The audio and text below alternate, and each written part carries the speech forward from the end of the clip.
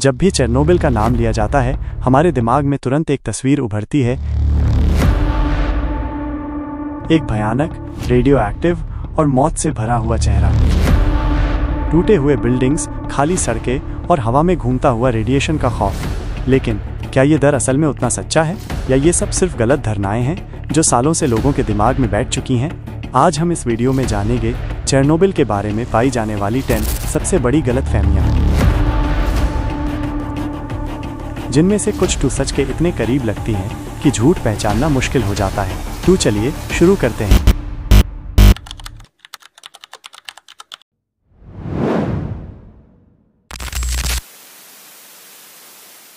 Chernobyl एक ऐसा नाम जो सुनते ही लोगों के ज़हन में बस एक ही तस्वीर उभरती है, बर्बादी, रेडिएशन और मौत। 1986 का वो खौफनाक हादसा जिसने दुनिया को हिला के रख दिया था। आज भी कई लोगों का मानना है अगर आप चेरनोबिल जाएं तो तुरंत रेडिएशन से बीमार पड़ जाएंगे या मर जाएंगे। लोगों का मानना है कि चेरनोबिल का धमाका एक न्यूक्लियर बॉम्ब के जैसे था, लेकिन क्या ये सच है? न्यूक्लियर बॉम्ब का मतलब होता है एक अनकंट्रोल्ड चेन रिएक्शन जिसमें कुछ सेकंड्स में हर तरफ बर्बादी मच जाती है। लेकिन चेरनोबिल में जो हुआ वो एक न्यूक्लियर एक्सप्लोजन नहीं था, वो था एक स्टीम एक्सप्लोजन। जब रिएक्टर के अंदर पानी इतना ज़्यादा गर्म हो गया कि वो स्टीम में बदल गया और प्रेशर इतना बढ़ गया कि रिएक्टर का ढक्कन ही उड़ गया। ये एक केमिकल और थर्मल रिएक्शन था, ना कि बॉम्ब जैसा यूरेनियम चेन रिएक्शन। चेरनोबिल ने रेडिएशन जरूर छोड़ा, लेकिन उसका blast Hiroshima type nuclear explosion जैसा बिल्कुल भी नहीं था। चेरनोबिल का ब्लास्ट तबाही लेके आया, लेकिन ये एक बॉम्ब नहीं था। डर का रूप अलग था और वजह भी।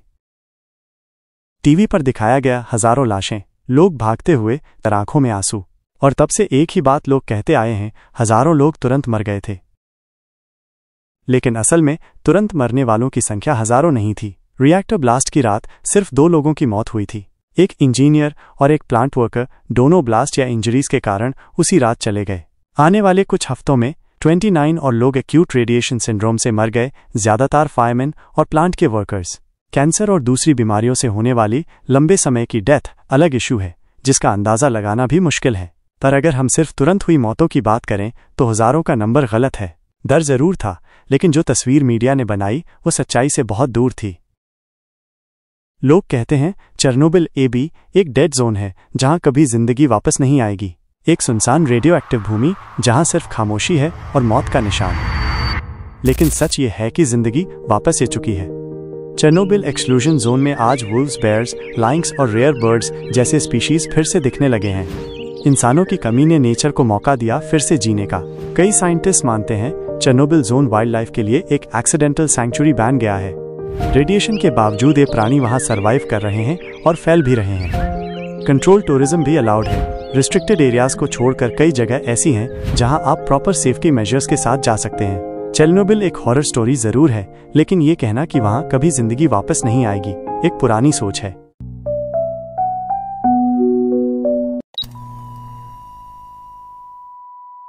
लोगों ने अक्सर सुना होगा चेरनोबिल डिजास्टर एक ह्यूमन एरर था, ऑपरेटर की गलती से सब कुछ बर्बाद हो गया।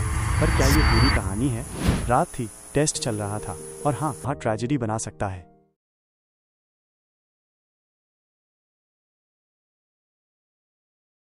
टीवी शो और फिल्मों ने अक्सर एक तस्वीर पेश की है कि चेरनोबिल के अग्निशामक कुछ नहीं जानते थे। उन्हें ऐसे दिखाया गया जैसे वे बस एक आम आग बुझाने गए हों और अनजाने में मौत के मुंह में चले गए। उन्हें अनजाने नायक कहा गया, लेकिन असल में कहानी कुछ और ही कहती है। इनमें से कई अग्निशामक वे थे जो पहले चेरनोबिल रिएक्टर के निर्माण या रखरखाव से जुड़े हुए थे। उन्हें ग्रेफाइट का मतलब पता था। वे विकिरण के खतरे को जानते थे, लेकिन जब बुलाया गया तो उन्होंने अपने डर से पहले अपनी जिम्मेदारी देखी। वे अंधेरे में नहीं गए थे, वे सब जानते थे और फिर भी गए। उन्होंने कर्तव्य को चुना, जिंदगी से पहले।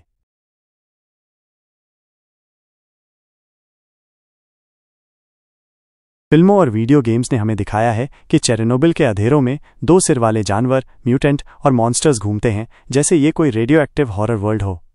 लेकिन ये सब कल्पना और मनोरंजन है, हकीकत कुछ और ही कहती है। चेरनोबिल एक्सक्लूजन जोन में वन्यजीव वापस आ चुके हैं, भेड़िए, भालू, जंगली सुअर और दुर्लभ पक्षी। और हाँ, कुछ प्रजातियों में छोटी जेनेटिक बदलाव जरूर देखी गई हैं। कुछ मेंढक ज्यादा गहरे रंग के हो गए हैं और कुछ कीड़ों में सूक्ष्म म्यूटेशन मिले हैं। लेकिन न कोई चमकने वाला मॉन्स्टर है, न ही 2 सिर वाले ज़ॉम्बी। चेरनोबिल के प्राणी हॉरर फिल्मों के विलेन नहीं, बल्कि प्रकृति के जीवित रहने के सबसे बड़े उदाहरण हैं। मॉन्स्टर तो कहानियों में होते हैं, चेरनोबिल में तो इंसान की गलती के बाद भी जीवन जीने की कोशिश जारी है। एक वीडियो जो इंटरनेट पर बार बार वायरल होती है। एक हेलीकॉप्टर हवा में घूमता है और गिर जाता है। लोग कहते हैं रेडिएशन ने उसे तुरंत मार दिया, पर यह एक और गलत धारणा है। इस हेलीकॉप्टर क्रैश का रेडिएशन से कोई लेना देना नहीं था।